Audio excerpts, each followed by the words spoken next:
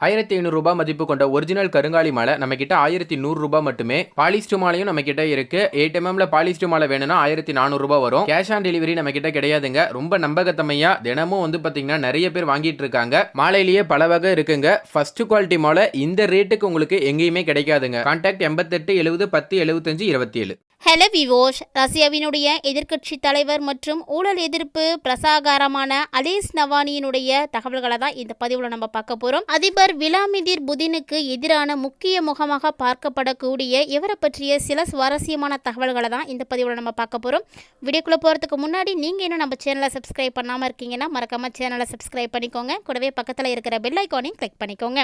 அப்போ தான் நாங்கள் போடக்கூடிய வீடியோக்கள் எல்லாமே உங்களுக்கு நோட்டிஃபிகேஷனாக உடனுக்குடன் வந்தடையும். நீங்களும் பார்த்து பயன்பெறலாம். வாங்க வீடியோக்குள்ளே போகலாம். கடந்த 3 ஆண்டுகளாகவே ரஷ்ய சிறையில் அடைக்கப்பட்டிருந்த இவர் தற்போது உடல்நலம் மோசமாகி உயிரிழந்திருப்பதாக சிறைத்துறையில் சார்பில் வந்து தகவல்கள் எல்லாம் வெளியாகி இருக்குங்க. அது மட்டும் இல்லாமல் ரஷ்ய அதிகார மட்டத்தில் ஒவ்வொரு நிலையிலும் இருக்கக்கூடிய ஊழலை வெளிப்படுத்திய இவர் வெளியிட்ட ஒவ்வொரு வீடியோவுமே லட்சக்கணக்கான மக்களால் வந்து பார்க்கப்பட்டிருக்கு. இன்று வரையிலுமே பார்த்தீங்கன்னா இவர் கிரெம்ளினுக்கு அச்சுறுத்தல தாங்க பார்க்கப்படுறாரு. புதினுக்கு எதிராக தேர்தலில் நிற்க முயற்சி செய்து அது முடியாமல் போனாலுமே கூட தன்னுடைய தொடர் இயக்கத்தின் மூலமா பல லட்சம் ரஷ்ய மக்கள் விரும்பக்கூடிய நபராக வந்து மாற்றம் பெற்றிருக்காரு. அப்படிப்பட்ட அலெக்ஸ் நவால்னி யார் அப்படின்றத தான் இப்போ நம்ம பார்க்க போறோம். அலெக்ஸ் நவால்னி ரஷ்ய தலைநகரான மாஸ்கோவுக்கு மேற்கு பகுதியில் இருக்கக்கூடிய பியூடன் அப்படின்ற கிராமத்தில் 1976ஆம் ஆண்டு ஜூன் மாதம் 4ஆம் தேதி வந்து பிறந்திருக்காருங்க. இவர் தன்னுடைய சட்டப்படிப்பை 1998 மாஸ்கோவில் இருக்கக்கூடிய சட்ட பல்கலைக்கழகத்தில் வந்து முடிச்சிருக்காரு. கடந்த 2010 அமெரிக்காவில் இருக்கக்கூடிய லேல் பல்கலைக்கழகத்தில் ஆய்வு உதவியோடு கூடிய வேலை வேர்ல்ட் ஃபெலோ அப்படின்ற ஒரு திட்டத்தில் மாணவராக வந்து ஓராண்டு காலம் வந்து கழிச்சிருக்காரு. நவால்னியுடைய மனைவியாக யூலியாவும் இவருக்கு ஒரு மகள் மற்றும் மகனும் வந்து காணப்படுறாங்க. நவால்னி எப்படி பிரபலமானார் அப்படின்னு பார்த்தீங்கன்னா ரஷ்ய அதிபர் விளாடிமிர் புதினுடைய தீவிர எதிர்ப்பாளராக வந்து அறியப்படக்கூடிய இவர் தன்னுடைய 47வது வயதில் நவால்னி ரஷ்யாவினுடைய அதிகார மையத்தில் நிலவக்கூடிய ஊழலை எல்லாம் எதிர்த்து கேள்வி கேட்டதற்காக தான் மக்களுடைய மத்தியில் வந்து பிரபலமாயிருக்காரு. அது மட்டும் இல்லாமல் அவருக்கு பல இன்னல்களையும் வந்து ஏற்படுத்தியிருக்குங்க. கடந்த 2018ஆம் ஆண்டு நடந்த அதிபர் தேர்தலில் போட்டியிடணும் அப்படின்னு அவர் வந்து முயற்சியும் வந்து செய்திருக்காரு. அதற்கான பிரச்சார பணிகளை வந்து தொடங்கி பிராந்திய அளவிலான குழுக்களையும் வந்து அமைச்சிருக்காரு. ஆனால் அவர் மீதான குற்றம் நிரூபிக்கப்பட்டதாக கூறி அவருக்கு நீதிமன்றம் தண்டனை வழங்குனுச்சு அப்படின்றதுனால அவரால் தேர்தலில் வந்து போட்டியிட முடியாமல் போயிடுச்சுங்க. ஆனாலுமே கூட பல ரஷ்யர்களுக்கிடையே அவரது குரல் மிகப்பெரிய தாக்கத்தை ஏற்படுத்தினது ஒரு உண்மையான விஷயம்தான். இது காரணமாக தான் ரஷ்ய அரசுக்கு அவர் பெரும் அச்சுறுத்தலாகவே வந்து கருதியிருக்காங்க. அது மட்டும் இல்லாமல் அவரது ஊழலுக்கு எதிரான குழுவினர் மேற்கொண்ட பிரச்சாரங்கள் ரஷ்ய அரசினுடைய ஒவ்வொரு மட்டத்திலும் இருந்த ஊழல்களை வந்து அமல்படுத்தியிருக்கு. இந்த காரணத்துக்காக தாங்க இவர் வந்து சிறையிலையும் வந்து அடைக்கப்பட்டிருக்கிறாரு. பின்னர் உலகம் முழுவதும் இருக்கக்கூடிய பல லட்சம் பேரிடம் வந்து இவரை வந்து பிரபலமும் ஆகியிருக்காரு. நவால்னி சிறையில் அடைக்கப்பட்டிருந்த போதுமே கூட யுக்ரைன் போருக்கு எதிராக உள்நாட்டில் எழுந்த குரல்களுக்கு முக்கியமானவராக வந்து காணப்பட்டிருக்காரு. 2022ஆம் ஆண்டு நீதிமன்றத்தில் நடைபெற்ற விசாரணையில் யுக்ரைன் போர் குறித்து பேசிய இவர் புதின் ஒரு முட்டாள்தனமான போரை ஆரம்பித்து வைத்திருப்பதாக வந்து கூறியிருக்காரு. இது மட்டும் இல்லாமல் தொடர்ந்து புதின் மற்றும் ரஷ்ய அரசை எதிர்த்து நிறைய தொடர் விமர்சனங்களை வந்து கொடுத்துட்டு இருந்திருக்காருங்க. நவால்னி 2008ஆம் ஆண்டு தான் ரஷ்ய அரசியலில் பெரிய சக்தியாக வந்து வளர தொடங்கினார். இதற்கு காரணம் என்னன்னு பார்த்தீங்கன்னா ரஷ்யாவினுடைய ஒரு சில பெரிய மாகாணங்களில் முறைகேடுகள் ஊழல்கள் நடந்தது குறித்து அவர் தன்னுடைய இணைய பக்கத்தில் வந்து எழுதிட்டு இருந்திருக்காரு. இது மட்டும் இல்லாமல் இவர் ரஷ்யாவில் 2011 நடந்த போராட்டங்கள் மூலமாக ரொம்ப பிரபலமாயிட்டாருங்க. அப்போது தேர்தலில் முறைகேடுகள் நடந்திருப்பதாக கூறி தொடர்ந்து கேள்விகளை எல்லாம் எழுப்பினார். அதனால் ரஷ்யா கடந்த சில தகாப்தங்களில் சந்திக்காத மிகப்பெரிய போராட்டங்களை எல்லாம் சந்தித்தது அப்படின்னு கூட சொல்லலாம். இதை தொடர்ந்து நவால்னி கைது செய்யப்பட்ட போது கூட இன்றுமே அவர் வந்து பிரபலமாகினார். மோசடி வழக்கு அப்படின்ற பேரில் அவர் 2013 ஜூலை மாதம் சிறையில் வந்து அடைக்கப்பட்ட போது கூட அவருக்கு 5 ஆண்டுகள் சிறை தண்டனையானது வழங்கப்பட்டதுங்க. அது அவருடைய அரசியல் பழிவாங்கல் நடவடிக்கையாகவே வந்து பார்க்கப்பட்டது. ஆனால் அதே ஆண்டில் அவர் மாஸ்கோ மேயர் தேர்தலில் பிரசாரம் செய்ய அனுமதிக்கவும் செய்தாங்க. அந்த தேர்தலில் புதின் கூட்டாளி செர்கே சோபியாவினரும் வந்து இவர் தோல்வி அடைஞ்சார்.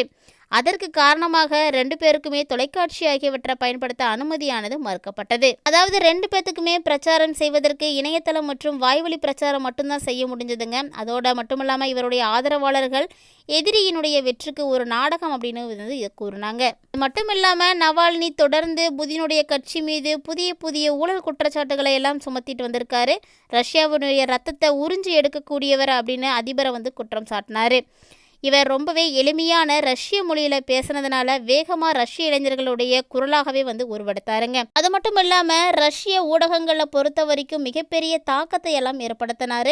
ரஷ்யாவினுடைய செல்வாக்கான பிரபலங்கள் மீது குற்றச்சாட்டுகள் சுமத்தி அவரது யூடியூப் சேனல் வீடியோக்களெல்லாம் வெளியிட்டார். ஒவ்வொரு வீடியோவுமே லட்சக்கணக்கான மக்களால் வந்து பார்க்கப்பட்டது குறிப்பிடத்தக்க விஷயம். அதில் குறிப்பாக இவரது ஊழலுக்கு எதிரான குழு புதினுடைய அரண்மனை குறித்து ஒரு வீடியோ வந்து வெளியிட்டிருந்தாங்க. அதில் புதினுடைய பணக்கார நண்பர்கள் அவருக்கு அரண்மனை ஒன்றை பரிசளித்ததாக குற்றம் சாட்டப்பட்டது. அந்த வீடியோ மட்டுமே 100 மில்லியன் பார்வையாளர்களை வந்து பெற்றது அப்படிங்கிறது ரொம்ப முக்கியமான விஷயம். ஆனாலுமே கூட புதின் அரசு அது மிகவும் போலியான விசாரணை வீடியோ அப்படின்னு கூறி எதேதோ சொல்லி குற்றச்சாட்டுகள் எல்லாம் மறுத்துட்டாங்க. பிறகு இதை தொடர்ந்து தான் யுக்ரைன் போர், ரஷ்ய அதிகார மட்டத்தில் நடைபெற்று வரக்கூடிய ஊழல் மற்றும் அதனோடு அதிபர் புதினுக்கு இருக்கக்கூடிய தொடர்பு அப்படின்னு அரசு நிறைய அதிபரை வந்து தீவிரமாக வந்து விசாரிப்பவராக வந்து பார்த்தாங்க. இந்த நிலையில் பலமுறை அவர் மீது தாக்குதல்கள் கூட நடத்தப்பட்டதுங்க. அப்படிதான் 2020ஆம் ஆண்டு அவர் மீது நடத்தப்பட்ட நச்சு தாக்குதலில் அவர் கிட்டத்தட்ட உயிரிழக்கக்கூடிய நிலைக்கு கூட தள்ளப்பட்டார்னு சொல்லலாம். தொடர்ந்து இவர் மீது நிறைய தாக்குதல்களானது நடைபெற்றுட்டு தாங்க இருக்குது. கடந்த 2020ஆம் ஆண்டு ஆகஸ்ட் மாதம் 20ஆம் தேதி சைபீரியாவில் இருந்து மாஸ்கோவுக்கு விமானத்தின் மூலம் வந்தபோது திடீரென நவால்னி மயங்கி விழுந்திருக்காரு. ஒமக்ஸ் நகரில் விமானம் தரையிறக்கப்பட்டு அவசர உதவி விமானத்தில் ஜெர்மனி அழைத்து வரப்பட்ட நவால்னிக்கு அங்கே இருக்கக்கூடிய மருத்துவமனையில் மிகப்பெரிய சிகிச்சையானது அளிக்கப்பட்டதுங்க. அங்கே அளிக்கப்பட்ட சிகிச்சையில் தான் அவர் நச்சு ரசாயன தாக்கத்திற்கு ஆளானது வந்து கண்டுபிடிக்கப்பட்டதுங்க. இந்த சம்பவம் தொடர்பாக தான் பின்னர் ஜெர்மனிய இதழான டெர் பீக்ஸுக்கு நாளானி அளித்த பேட்டியில் நோவிஸ்கோ எனப்படக்கூடிய நரம்பு மண்டலத்தை தாக்கக்கூடிய ரசாயன தாக்குதலுக்கு தாம் ஆளாக்கப்பட்டதாக வந்து குற்றம் சாட்டினார். இவரது கூற்றானது பிரான்ஸ் மற்றும் ஸ்வீடனில் உள்ள ஆய்வகங்களில் நடத்தப்பட்ட பரிசோதனையின் மூலமாக உறுதி செய்யப்பட்டதுங்க. நோவிஸ்கோ நச்சு ரசாயனத்தை பயன்படுத்துவதற்கான உத்தரவை ரஷ்யாவினுடைய 3 உளவு அமைப்புகளின் தலைவர்கள் மட்டுமே வந்து பிறப்பிக்க முடியும் அப்படின்னும் அவர்கள் அனைவருமே புதினுக்கு கீழே பணிபுரிபவர்கள் என்றும் அவர் வந்து சொல்லியிருக்காரு. ஆனாலுமே கூட நவால்னியினுடைய நேரடி குற்றச்சாட்டு குறித்து பதிலளித்த ரஷ்ய அதிபர் விளாடிமிர் புதின் என்ன சொல்லியிருக்காருன்னா, நோவிசோக் நச்சு ரசாயன தாக்குதலுக்கு நவால்னி உட்படுத்தப்பட்டதற்கான ஆதாரம் எதுவுமே இல்லை அப்படின்னு வந்து தெரிவிச்சிருக்காரு. ரஷ்யாவில் அவர் எந்த நேரமும் தாக்குதலுக்கு உள்ளாகலாம் அப்படின்ற நிலையிலே வந்து காணப்பட்டிருக்காருங்க. அது மட்டும் இல்லாமல் அவர் மீது நடத்தப்பட்ட நோவிஸ்கோ நச்சு தாக்குதலுக்கு முன்பாகவே பலமுறை தாக்குதலுக்கு வந்து உள்ளாயிருந்தார் அப்படிங்கிறதும் ஒரு குறிப்பிடத்தக்க ஒரு விஷயம். இதுபோல் பலமுறை இவர் ரசாயன தாக்குதலுக்கு வந்து உட்படுத்தப்பட்டிருக்காரு. அது மட்டும் இல்லாமல் ஒரு முறை அவர் மீது கிரீன் டை தாக்குதல் நடத்தப்பட்டது. அதனால் அவருடைய கண்களில் கடும் எரிச்சலை வந்து அனுபவித்தார் அப்படின்னு சொல்லியிருக்காங்க.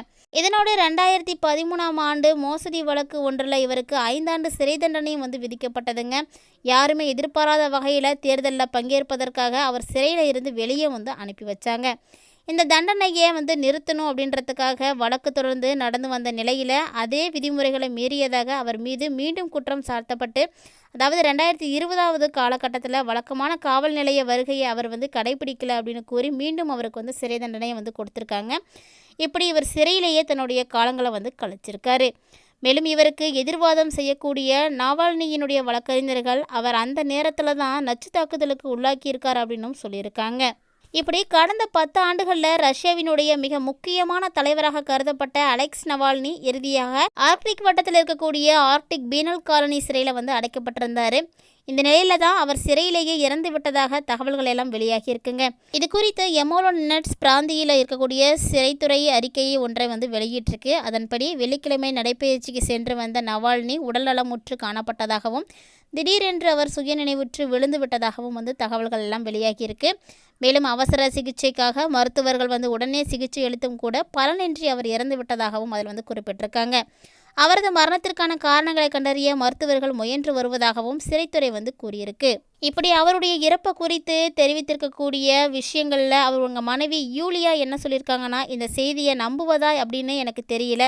இவரை அரசு தரப்பில் இருந்து மட்டுமே செய்திகள் வந்திருக்கு. புதின் அரசை நம்மளால் நம்ப முடியாது அப்படின்னும் இந்த செய்தி மட்டும் உண்மை அப்படின்னா இதற்கும் ரஷ்யாவிற்கும் செய்வதற்கு புதின் மற்றும் அவரது கூட்டாளிகளே பொறுப்பேற்க வேண்டும் அப்படின்னு கூறியிருக்காங்க. ரஷ்யாவினுடைய அதிபர் விளாடிமிர் புதினுக்கு எதிரான முக்கிய முகமாக பார்க்கப்படக்கூடிய அலெக்ஸ் நவால்னியினுடைய பற்றிய சில சுவாரஸ்யமான தகவல்களை எல்லாம் இந்த பதிவின் மூலமாக தெரிஞ்சிட்டு இருப்பீங்கன்னு நினைக்கிறேன்.